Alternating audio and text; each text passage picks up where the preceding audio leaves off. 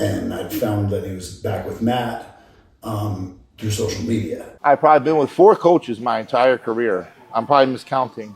In my entire pro career, I was with Matt the entire time. I went with Dom for a couple of months.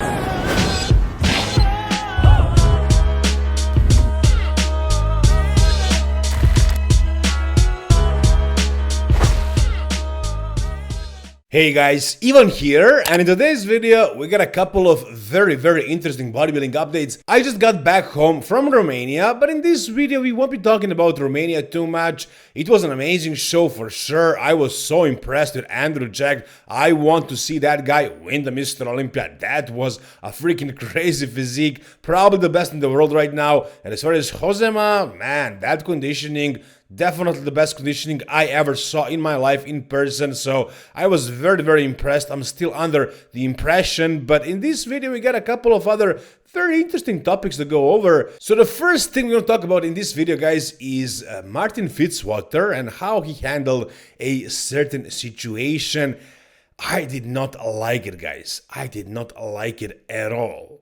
So basically what happened is at the Prague Pro, during the pose down, bodybuilders went down to the audience and Giles Thomas, a reporter, a very well-respected bodybuilding reporter who has been doing this job for, as he says, 30-something years. I'm a newbie in this thing. This guy is a legit reporter who has been doing this job for a very long time, and he was there filming Martin Fitzwater. And this was Martin's reaction to that. Check this out, guys.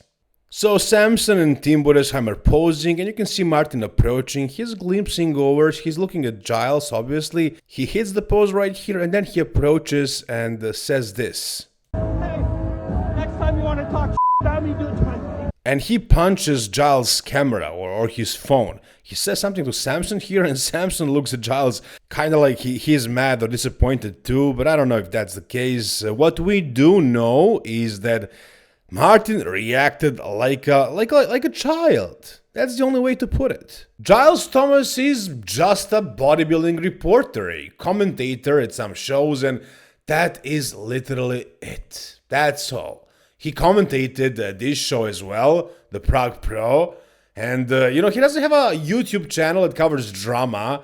I don't think he ever said anything personal about Martin. If you guys know about something, you can tell us down below in the comments, but I'm pretty sure that's not the case. He opened up about this as well. He spoke about this. He never said anything personal about Martin. He was only critiquing his physique. He had some things to say about his physique that Martin didn't like, and this is what he's doing. When he saw the guy, he approached him, he cursed at him, and he pushed his phone, he punched his phone, and he's obviously upset with what Giles had to say about him, about his physique, guys. And what is he even saying? He says, next time say it to my face. What is he saying is basically that he doesn't want commentators to exist. He wants everybody to just say nice things about him. He wants everybody to just say nice things about him, and if you have something negative to say, you have to find him to, I don't know, travel to the US and tell it to his face. What the hell is this guy even saying? I gotta admit, I am very disappointed, very immature from Martin. I thought he changed in the last year or so. He was definitely not handling these things well a couple of years ago. He had his issues. I thought he may have fixed them a bit, but I guess people never change. And Martin is still the same person he was a couple of years ago. He may be handling himself a little bit better in public, but no, now he revealed his true self, and this is definitely not very cool, not a good look for him. He needs to apologize for this ASAP. Now let me show you what Giles had to say about this, how this made him feel. I've never experienced this in 30 years. I've never had that. Because at the end of the day, all I ever say is critique of their physiques and stuff like that. I never say anything personal or nasty because I'm just not wired that way. I mean, anything I say is out there. And what he's saying is true. Giles has always been very professional. If somebody like Greg Doucette made a video about Martin, or even myself, then I guess he would have the right to say something. I wouldn't want this experience to happen to me, and on a show, neither. But for Giles, for somebody who is an actual commentator, what the hell? What the hell? Not very good, not a good look for Martin. Again, he needs to do something about this, to apologize, but I don't know, guys, like his behavior being like this, and he's like supposed to win the Mr. Olympia someday to be the future champ. This is not looking very good for him. A future Mr. Olympia champion basically verbally and physically assaulting bodybuilding reporters on the shows. Not a very good idea, but I guess he was just emotional at a moment. He wasn't thinking with his head. So he should definitely do something about this, apologize, make a statement, explain why this happened.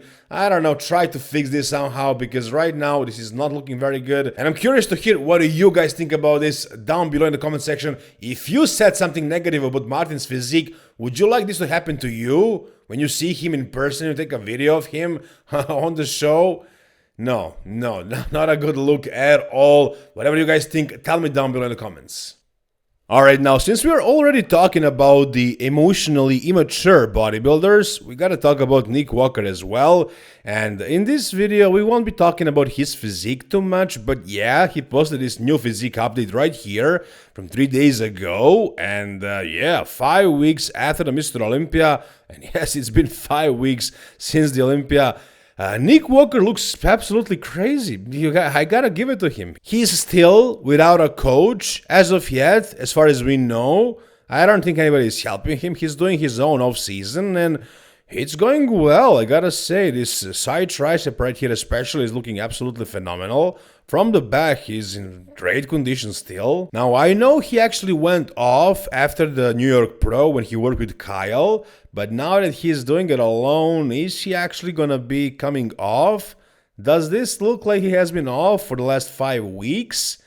To be honest, guys, no, it doesn't. Right here, he looks like he's basically a day out of a show. I think his conditioning looks better here than it did at the Mr. Olympia.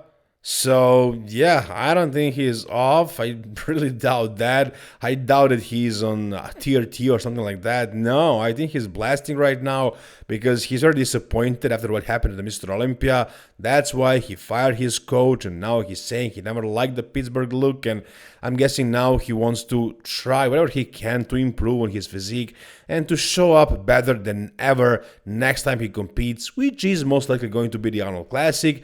And by then, he's going to find a new coach to prep him. We'll see who that is going to be. But in this video, we got something also very, very interesting. Yes, his physique is impressive, but we got something better, I think. So, Nick's former coach, Dom Super Sliced. I don't know if you guys remember him, but he basically coached Nick for the entire 2022 off-season. After Nick parted ways with Matt Jensen, he worked with Dom for the entire off-season. He actually shrunk his waist for that time, and he grew a bunch of muscle. At the 2022 Mr. Olympia, Nick was much bigger than he was at the Mr. Olympia 2021, so he improved dramatically. His waist went down in size, but in the last part of his prep for the Mr. Olympia, like the last, I don't know, 8 weeks or so, Nick hooked back up with Matt Jensen, and they did the peak week together, the whole prep to the show. I mean, half of it, I think. And Matt took all the credit for Tom Super Sliced work. And now in this video, we actually got a statement from Dom Super Sliced. He talks about how he felt about this and what exactly happened between him and Nick and why he decided to drop him at the last moment and give all the credit to Matt Jensen in the end. Check this out, guys. So he originally reached out to me in 2021. After that Olympia, and I told him, I said, look, if it's kind of a personal or communication thing, I think that you should go back and give this a week or so and maybe talk to him. And then, but I said, right now I can tell you're a little emotional after everything. And then we worked together for, I don't remember when that Olympia was, up until he was 10 weeks out from the Olympia. Once I started living with him part-time, is where he started giving me more resistance on certain things. We just stopped, we stopped working together. At that point, he went back to Matt. And I found that he was back with Matt through social media, which that was the part that I was more upset about. Alright, so this went down basically almost the same like with Kyle Wilkes, only these guys never did a show. They started prepping and that's where they fell apart, and it's crazy that Tom Supersliced found out about this on social media. Nick never even informed him. He just started working with Matt, and that's how Dom found out. He saw a post on Instagram, which is very, very weird, but in this video we also have a response from Nick Walker to all these allegations, to all this negative talk about Nick Walker. Let's hear what he has to say in his defense, and then let's talk about that. This is another thing I want to touch on, because people think I make so many changes, and mentally I'm not all the way there. Why? Because I decided to move around to different states to see where I like. And the whole, oh, he changes coaches left and right. I've probably been with 4 coaches my entire career. I'm probably miscounting. In my entire pro career, I was with Matt the entire time. I went with Dom for a couple of months, went back to Matt, and then I was with Kyle for this time period, and now that's split. I don't know how that's, I'm getting a new coach every year. I gotta pause right there, guys. So yeah, Nick turned pro at the end of 2020, but really he was a pro in 21, 22, 23, 24, and 25 now. And he changed the coaches how many times? 4 times. So, I mean, there's 3 coaches, but 4 times. So yeah, I guess he's gonna find a new coach this year as well, making it 5 coaches for 5 years. That is pretty much 5 times, changing the coach 5 times, once every year on average. I don't people have this perception of me because I don't speak up, and I don't tell my side of everything, and that's because I don't feel like I need to. I don't feel like I have to. 9 times out of 10, anyone that has to go to the internet and spill beans, that's just them being insecure. I'm not really much insecure. I know who I am. People that are close to me understand why the decisions get made the way they get made. And my job is professional bodybuilder to be the best I can be. Okay, as far as that, I get it. It's true. He doesn't need to explain anything to anybody. He's just a bodybuilder. But when there's so much talk out there, he does need to address certain things, and he's doing that right here. Let's continue. And if I don't feel like that can be delivered, we move on. And then with the whole moving bit, I'm happier in Jersey with family. I don't understand how that makes somebody mentally not all there just because they want to try different things. I stay quiet and let the work do the talk. You know? No, you don't stay quiet, Nick. You do a lot of talking, but that's why I like you. That's why I make so many videos about you, because people want to hear what you have to say. And as far as this moving part, I don't know. I never really had an opinion on this. Yeah, he moved a lot, but I personally don't think there is anything wrong with that. He wants to try out different cities, different countries, whatever. That's up to him. I don't think he's mentally unstable necessarily for moving around that much. That's his thing. But as far as leaving his coaches the way he is doing, I don't like the way he's handling that. But that's his prerogative. He can do whatever he wants. It's his career, his life. And you guys have the freedom to have your own opinion on this, unless it's about Martin Fitzwater, in which case you should be careful what you say online, because you might be attacked physically or verbally at these shows if you show up. So yeah, tell me down below whatever you think. But if you're afraid of Martin Fitzwater, make a fake account and say it that way. Anyways, guys, let's move on now. So the last thing we got is something from Samson Dauda, finally him kind of addressing the public after his really big failure, I gotta say, at the Prague Pro, losing to Martin Fitzwater. Now here he wrote a motivational quote or motivational text. I don't know if he's trying to motivate other people who are watching this, or he's trying to motivate himself, because right now he probably needs some extra motivation to start pushing. And like I said, there was nothing from Samson Dauda. This is his first time he's addressing the public about his future plans. He never said anything since the Prague Pro. He posted a lot of training videos, stuff like that, but he never talked about how he felt or anything of a sort. And we got something today. No, he's not talking about how he felt losing the Prague Pro to Martin Fitzwater. We might get that at some point. If we do, I'll make a video about it. But in this video, we got something else, and it's also very interesting. It's a part of Samson's YouTube video where he talks about his future plans. Unfortunately, I can't play the video, guys, because there is some music in the background, but you can read the titles. And basically what Samson says is that previously his off-season was 330 pounds max weight, and he never went beyond that because he was careful. He didn't want to get any bigger than that. He wanted to come in to get basically to the same size in the off season and then try to bring the condition. And this year the plan is changed. He wants to get as big as possible.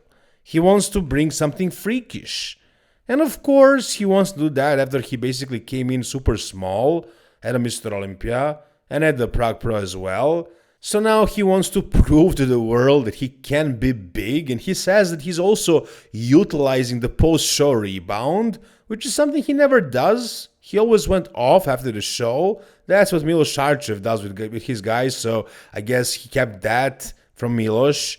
But now he's doing something different. He's doing a proper rebound because he needs to. He needs to regain the size back. And he says he's already back to 320 to 325. But his goal is to go beyond the usual 330 pounds in the offseason. So I'm guessing we'll probably see a 350, 360, maybe even 370 Samson Dauda. I don't think that's out of the question. He's 320 already, only 5 weeks after the Mr. Olympia.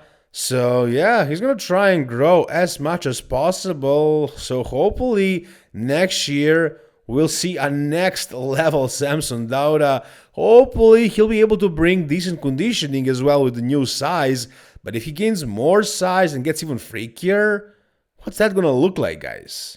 Is Andrew Jack gonna be even able to win the Mr. Olympia with Samson Dauda in the mix? I can see Andrew beating both Derek and Hadi, but beating Samson, a bigger Samson with solid condition, that's going to be tough. But if that is the top two, Andrew Jack and Samson Dauda, then that means bodybuilding is not dead. Bodybuilding is alive and well, and I hope that's actually going to be the case. This is looking very exciting, guys. Anyways, down below in the comment section, guys, you tell me whatever you think about whichever part of this video. If you guys enjoyed the video, give it a thumbs up and subscribe to this channel for more content like this. See you soon, guys. All the best and bye-bye.